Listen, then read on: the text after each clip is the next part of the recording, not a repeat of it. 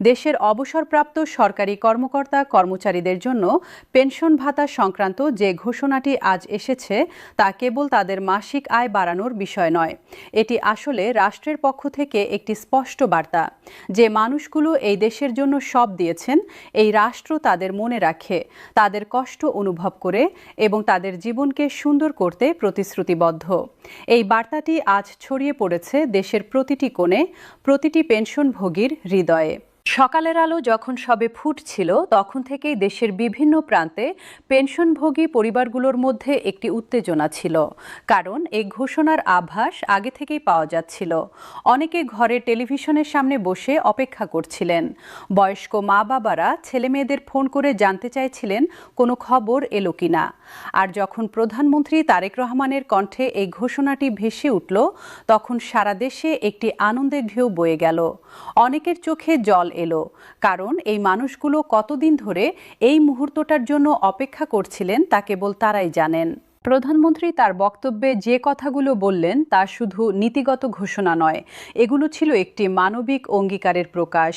তিনি বললেন, এই দেশের সরকারি কর্মকর্তা কর্মচারীরা সারা জীবন যে নিষ্ঠা ও দায়িত্ববোধ নিয়ে কাজ করেছেন তা এই জাতির সবচেয়ে বড় সম্পদ। তারা যখন অবসর নেন তখন শুধু একটি পদ থেকে সরে আসেন না, তারা আসলে একটি দীর্ঘ অধ্যায়ের সমাপ্তি টানেন।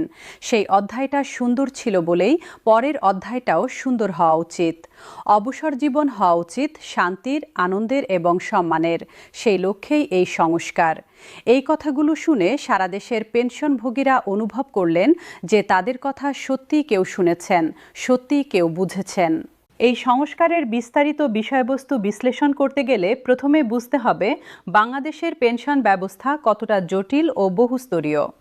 দেশে বিভিন্ন ধরনের সরকারি চাকরিজীবী আছেন। সিভিল সার্ভিস, শিক্ষা ক্যাডার, স্বাস্থ্য ক্যাডার, প্রকৌশল ক্যাডার, পুলিশ ক্যাডার, বন ক্যাডার সহ আরও অনেক ক্যাডার ও নন ক্যাডার বিভাগ।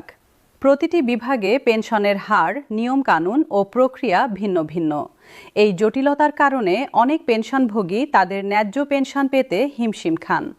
নতুন সংস্কারে এই বিচ্ছিন্নতাকে দূর করে একটি সমন্বিত ও সরলীকৃত পেনশন কাঠামো গড়ার কথা বলা হয়েছে। সবার জন্য একটি স্বচ্ছ ও সহজবোধ্য নীতিমালা থাকবে, যা যে কেউ সহজেই বুঝতে পারবেন। পেনশনের পরিমাণ বৃদ্ধির বিষয়টি নিয়ে কিছু বাস্তব হিসাব উপস্থাপন করা যাক।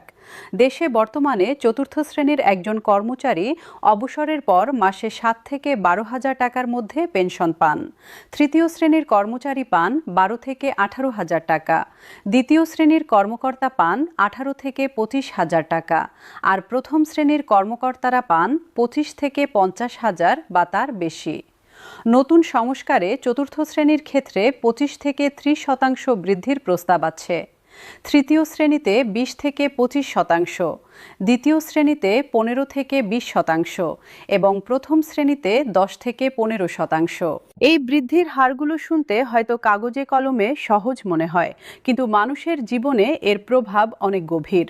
ময়মনসিংহের একটি গ্রামে বসবাসকারী একজন অবসরপ্রাপ্ত অফিস সহকারী মাসে 9,000 টাকা পেনশন পান। তার পরিবারে স্ত্রী ও একটি অবিবাহিত মেয়ে আছেন। মেয়ে স্থানীয় কলেজে পড়ছেন। এই 9,000 টাকায় 3 জনের সংসার চালানো, মেয়ের কলেজের খরচ মেটানো এবং নিজের বয়স্ক শরীরের চিকিৎসা করানো সবই একসাথে করতে গিয়ে প্রতি মাসেই ঋণের বোঝা বাড়ছে। 30% বৃদ্ধিতে তার পেনশন দাঁড়াবে প্রায় 11,500 টাকায়। প্রতি মাসে 2,500 টাকা বেশি, বছরে 30,000 টাকা বেশি। এই অতিরিক্ত অর্থে মেয়ের বেসরকারি কোচিংয়ের খরচটা হয়তো মেটানো যাবে, ঋণের বোঝা একটু হালকা হবে। রংপুরের একটি পৌর এলাকায় থাকেন একজন অবসরপ্রাপ্ত সরকারি প্রাথমিক বিদ্যালয়ের প্রধান শিক্ষক। সারা জীবন শিক্ষকতায় কাটিয়েছেন, শত শত শিশুর জীবন গড়েছেন। অবসরের পর পান 15,000 টাকা পেনশন। তার স্ত্রী দীর্ঘদিন ধরে কিডনি রোগে ভুগছেন। মামাসে ওষুধ ও ডাক্তারেই 5 থেকে 6,000 টাকা যায়। বাকি 9 থেকে 10,000 টাকায় বাড়ির অন্য সব খরচ মেটাতে হয়। 20-5% বৃদ্ধিতে পেনশন 18,500 থেকে 19,000 টাকার কাছাকাছি হবে। প্রতি মাসে 3 থেকে 4,000 টাকা বেশি। এই বাড়তি টাকায় অন্তত স্ত্রীর ওষুধের খরচটা মেটাতে আর অন্যদের কাছে হাত পাততে হবে না। কুমিল্লার একটি শহরে বসবাসকারী একজন অবসরপ্রাপ্ত উপপরিদর্শক মাসে 22,000 টাকা পেনশন পান। তার 3 সন্তান, একজন বিশ্ববিদ্যালয়ে, একজন কলেজে, একজন স্কুলে পড়ছে। শহরে বাসা ভাড়া 7,000 টাকা। বাকি 15,000 টাকায় 3 সন্তানের পড়াশোনার খরচ, বাজার, বিদ্যুৎ, গ্যাস, নিজের ও স্ত্রীর ওষুধ সব মেটানো কার্যত অসম্ভব। প্রতি মাসে কোনো না কোনো আত্মীয়ের কাছ থেকে সাহায্য নিতে হয়। 20% বৃদ্ধিতে পেনশন 26,500 টাকায় পৌঁছাবে। প্রতি মাসে 4,500 টাকা বেশি। এতে হয়তো পুরো সমস্যার সমাধান হবে না, কিন্তু কষ্টটা অনেকটাই কমবে। ধার করার দিনগুলো কমবে। পরিবার পেনশনের সংস্কার প্রসঙ্গে আরও বিস্তারিত আলোচনা করা দরকার, কারণ এই বিষয়টি সমাজের সবচেয়ে দুর্বল অংশটিকে সরাসরি প্রভাবিত করে। বাংলাদেশে পরিবার পেনশন পান মূলত 2টি শ্রেণীর মানুষ।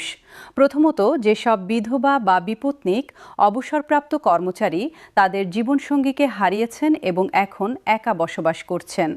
দ্বিতীয়ত, যেসব পরিবার তাদের একমাত্র উপার্জনকারী সদস্যকে হারিয়েছেন এবং এখন পেনশনের উপর নির্ভরশীল।